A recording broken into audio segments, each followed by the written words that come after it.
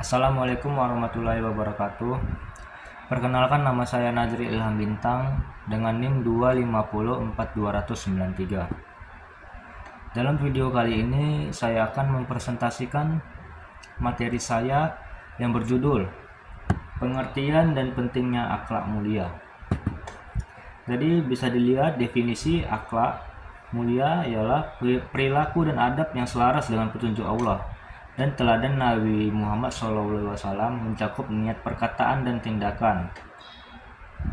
Juga memiliki fungsi menjadi kompas moral, memperkuat hubungan sosial, dan membentuk masyarakat adil serta penuh kasih. Dan juga memiliki tujuannya mencapai keridhaan Allah, ketenteraman batin, serta harmonisasi individu dan komunitas. Jadi akhlak mulia adalah perilaku yang sesuai dengan ajaran Islam, mencakup niat, ucapan, dan tindakan. Fungsi akhlak sebagai kompas moral, membantu manusia membedakan yang benar dan salah, sekaligus mempererat hubungan sosial. Tujuannya bukan hanya untuk kehidupan yang harmonis, tetapi juga untuk mencapai keridhaan Allah dan ketenangan batin. Selanjutnya, sumber-sumber akhlak mulia. Akhlak mulia bersumber utama dari Al-Quran atau petunjuk nilai dan aturan, dan As-Sunnah sebagai teladan perkataan serta tindakan Nabi Muhammad. Jadi keduanya saling melengkapi dalam membimbing etika pribadi dan sosial. Al-Quran, dalam ayat-ayat Al-Quran mengajarkan kita menjadi orang yang sabar, jujur, adil, dan kasih sayang. Dan juga As-Sunnah mengajarkan kita praktik Rasulullah sebagai contoh nyata implementasi akhlak. Jadi akhlak dalam Islam itu tidak dibuat berdasarkan pendapat manusia semata, tetapi bersumber dari Al-Quran dan As-Sunnah. Al-Quran memberikan pedoman nilai, sedangkan As-Sunnah menunjukkan contoh nyata dalam kehidupan Rasulullah. Jadi keduanya itu menjadi panduan lengkap dalam berperilaku. Selanjutnya, pilar-pilar akhlak mulia. Yang pertama itu ada kejujuran, berbicara dan bertindak jujur dalam semua keadaan. Yang kedua, keadilan, memberi hak kepada yang berhak tanpa pilih kasih atau berlebihan. Yang ketiga, kasih sayang, menunjukkan belas kasih kepada keluarga, tetangga, dan makhluk lain. Yang keempat, sabar dan syukur, tahan uji dalam kesulitan dan mensyukuri nikmat sebagai bentuk adab kepada Allah. Pilar ini adalah dasar utama dalam membentuk akhlak seseorang. Kejujuran membangun kepercayaan, keadilan menjaga keseimbangan hak, kasih sayang menciptakan hubungan harmonis, dan sabar serta syukur membuat seseorang kuat menghadapi ujian serta tidak lupa bersyukur atas nikmat. Selanjutnya, praktik akhlak mulia dalam sehari-hari.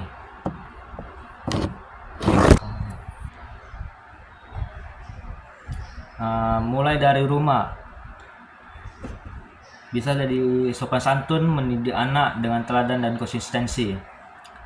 Di sekolah dan kerja, kita bisa menerapkan integritas, menghormati rekan, dan bertanggung jawab.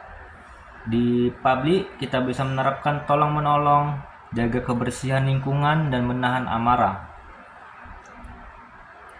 Dalam ibadah, kita bisa sholat, zikir, dan tafakuh fil aldin. Jadi praktik kecil yang konsisten lebih efektif daripada niat besar tanpa tindakan. Jadi akhlak mulia diterapkan dalam kehidupan sehari-hari, mulai dari keluarga, dari lingkungan terdekat seperti keluarga hingga masyarakat luas. Perilaku sederhana seperti sopan santun, tanggung jawab, dan tolong menolong adalah bentuk nyata akhlak. Ibadah berperan memperkuat niat agar tetap konsisten dalam berbuat baik. Selanjutnya, tantangan dan solusi.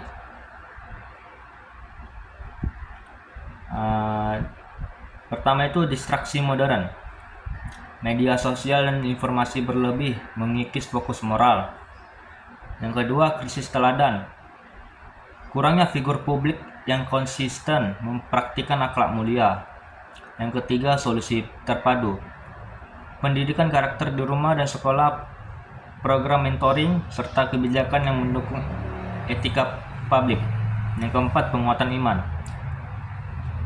Seperti pendekatan spiritual, kajian rutin, penghayatan ayat, dan pembiasaan ibadah. Jadi di era modern ini banyak gangguan seperti media sosial yang dapat melemahkan akhlak. Selain itu, kurangnya teladan juga menjadi masalah.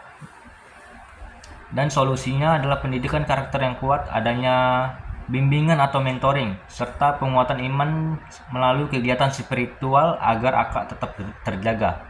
Selanjutnya,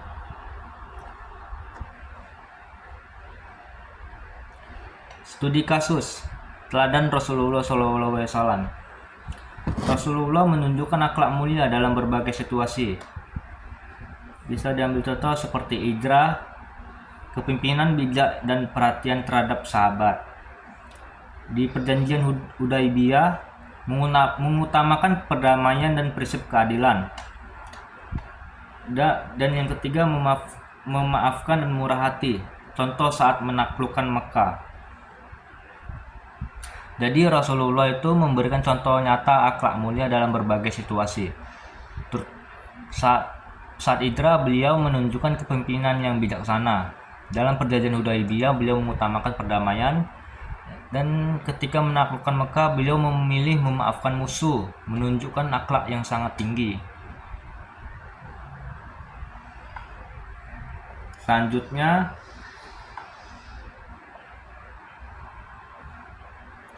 Kesimpulannya,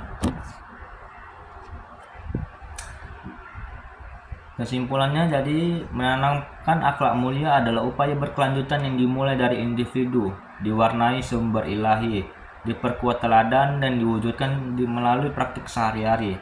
Dengan pendidikan, keteladanan, dan kebijakan sosial, kita dapat membangun masyarakat yang adil, penuh kasih, dan sejahtera.